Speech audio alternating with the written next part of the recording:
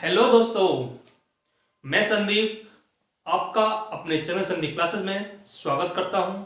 और आज की इस वीडियो में हम बात करने वाले हैं पंचायतों को संवैधानिक दर्जा कैसे प्राप्त हुआ उसके बारे में। ये क्लास लेखपाल से संबंधित क्लास है और मैंने जो है ग्राम समाज एवं विकास की 3 क्लास पहले से ही करा रखी हैं।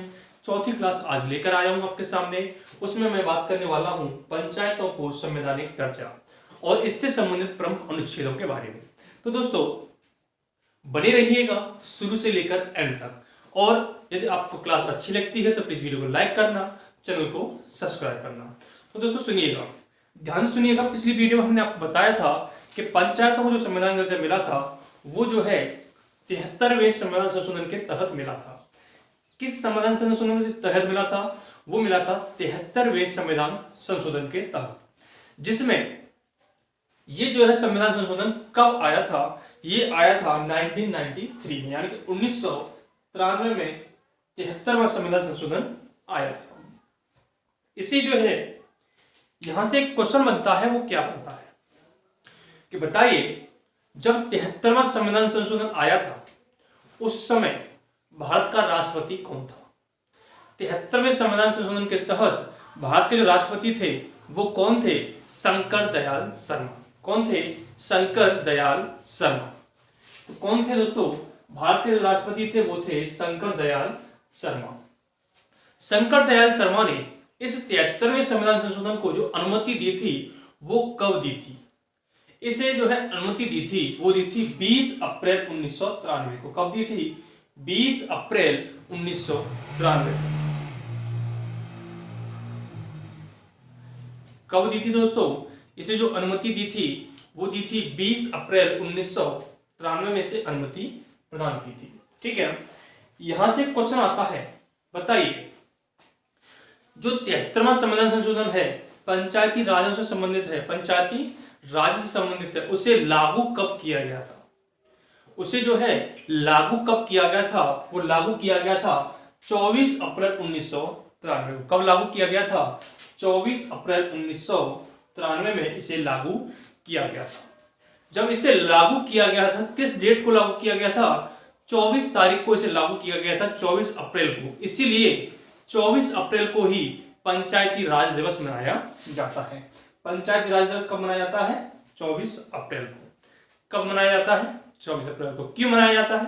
क्योंकि इसे जो है लागू कब किया गया था? 24 अप्रैल को लागू किया गया था। समझ में आया? अब यहां से क्वेश्चन बनता है, बताइए जो पंचायतों का गठन है, पंचायतों का गठन है संविधान के किस भाग में किया गया है? संविधान के जो किस भाग में किया गया है वो किया गया है भाग 9 में। किसमें किया गया है? भाग 9 में से पंचायतों का गठन किया गया है। ठीक है ना।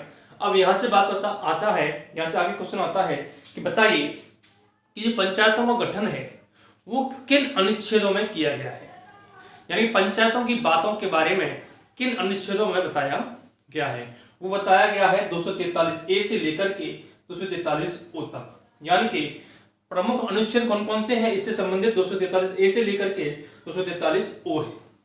ठीक है ना। यहां से अलावा एक और क्वेश्चन बनता है, बताइए कि पंचायतों का गठन किस अनुसूची में किया गया है? पंचायतों का गठन जो है भारत के संविधान की किस अनुसूची में किया गया है? वो है आपकी अनुसूची नंबर 11। कौन सी है? अनुसूची 11। अब इस अनुसूची में क्वेश्चन आता है, बताइए अनुसूची 11 में विषयों की संख्या कितनी है, कि सब्जेक्ट्स कितने हैं? इसमें जो सब्जेक्ट्स हैं वो है 29। कितने हैं? 29 सब्जेक्ट्स हैं। नेक्स्ट वीडियो हम इन्हीं पर लेके आएंगे कि जो विषय हैं वो कितने हैं, 29 हैं। वो कौन कौन से विषय हैं उसके बारे में हम बात करेंगे अगली वीडियो में। ठीक है ना। यदि आपको वीडियो अच्छा लग रहा होगा तो प्लीज वीडियो को लाइक कर देना और चैनल को अभी तक आपने सब्सक्राइब नहीं किया है तो चैनल को अवश्य सब्सक्राइब करें। अब बात करते हैं प्रमुख अनुच्छेदों के बारे में। प्रमुख अनुच्छेदों के बारे में बात करेंगे कि जो प्रमुख अनुच्छेद कौन कौन से हैं। सबसे पहले बात करें अनुच्छेद 243A। जो अनुच्छेद 243A है इसमें क्या बताया गया है? जो अनुच्छेद 243A है इसमें जो है परिभाषाएं बताई गई हैं। क्या बताई गई है? परिभाषाएं, यानी कि डेफिनेशंस बताई गई हैं जो कि ग्राम समाज से संबंधित हैं और ग्राम सभा से संबंधित हैं। मुख्य मुख्य परिभाषा दी गई है ग्राम सभा की परिभाषा इसमें मेन है। जो मुख्य परिभाषा है वो ग्राम सभा की है, जो कि 243 ए में पूछी गई है। तो आपसे यहीं से क्वेश्चन आता है कि बताइए ग्राम सभा की परिभाषा भारत के संविधान के किस अनुच्छेद में दी गई है? तो क्वेश्चन का आंसर क्या होगा? 243 ए। क्या होगा? 243 ए। ग्राम सभा की परिभाषा किस में दी गई है? 243 ए में दी गई है। क्लियर है ना? चलिए दोस्तों, अब बात करते हैं 243 बी के बारे में। 243 जो बी कहता है वो है पंचायतों के गठन से संबंधित, यानी कि 243 बी में क्या बताया गया है कि पंचायतों का गठन कितने स्तर पर होता है। पंचायतों का गठन जो है हर राज्य में ज्यादातर जो है त्रिस्तरीय होता है। कितने स्तरीय होता है? त्रिस्तरीय होता है, जिनमें से सबसे जो है पहला स्तर होता है वो होता है ग्राम सभा यानी कि ग्राम पंचायत। दूसरा होता है क्षेत्र पंचायत, जिसे बीडीसी नाम दिया जाता है। आपके गांव में समझ में आ रहा होगा बीडीसी किसे कहते हैं? क्षेत्र पंचायत। जो क्षेत्र पंचायतों में से मिलकर एक बनता है उसे कहते हैं ब्लॉक पंचायत। क्षेत्र पंचायत यानी कि एक ब्लॉक पंचायत, ठीक है ना? क्षेत्र पंचायत और ब्लॉक पंचायत ये एक ही, मतलब इनके जो है एक ही बार वो चुनाव होते हैं क्षेत्र पंचायत के, और क्षेत्र पंचायतों में से एक चुना जाता है ब्लॉक पंचायत के लिए, ठीक है ना? उसके बाद होता है जिला पंचायत। ये त्रिस्तरीय हो गया। त्रिस्तरीय कौन कौन सा हो गया? ग्राम पंचायत, क्षेत्र पंचायत और जिला पंचायत, ठीक है ना? लेकिन यहां से एक क्वेश्चन बनता है, वो मैंने नोट पे लिख दिया है। क्वेश्चन क्या बनता है वो सुनिएगा, मुख्य क्वेश्चन है, एग्जाम में पूछा जा सकता है। क्या क्वेश्चन है कि बताइए भारत का एकमात्र ऐसा राज्य जहां पर पंचायतों का गठन 4 स्तरीय किया गया है, यानी कि 4 स्तरीय पंचायतों का गठन कहां पर किया गया है? वो है आपका कौन सा? पहली बात तो यहां पर लिखा नहीं है, वो है पश्चिम बंगाल। कौन सा है? पश्चिम बंगाल। राज्य कौन सा है ये? पश्चिम बंगाल।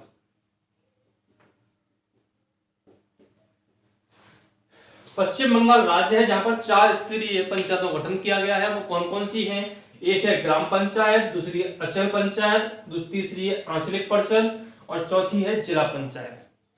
ग्राम पंचायत, अचल पंचायत, आंचलिक परिषद, चौथा है ग्राम जिला पंचायत, ठीक है ना? यह पश्चिम बंगाल में 4 स्तरीय पंचायतों का गठन किया गया है। समझ में आया? इसके बाद अनुच्छेद 243 सी, अनुच्छेद 243 है, उसमें सीमा पॉइंट क्या कहा है? सीमा जो पॉइंट है उसमें क्या कहा है? वो कहा है पंचायतों की संरचना। जो पंचायतों की संरचना है उसमें क्या कहा गया है कि जो विधानमंडल है, पंचायतों का जो विधानमंडल है वो जो है विधि द्वारा पंचायतों की संरचना के संबंध में उपबंध कार्य करे, यानी कि जो पंचायतों के लिए आवश्यक उपबंध होंगे, प्रक्रियाएं होंगी, वो किसके अधीन होगा? विधानमंडल के तहत होगा। किसके तहत होगा? विधानमंडल के तहत। यानी पंचायतों को कौन संभालेगा? अधिकतर संभालने का काम करेगा विधानमंडल, ठीक है ना? अगला पॉइंट है पंचायतों में आरक्षण।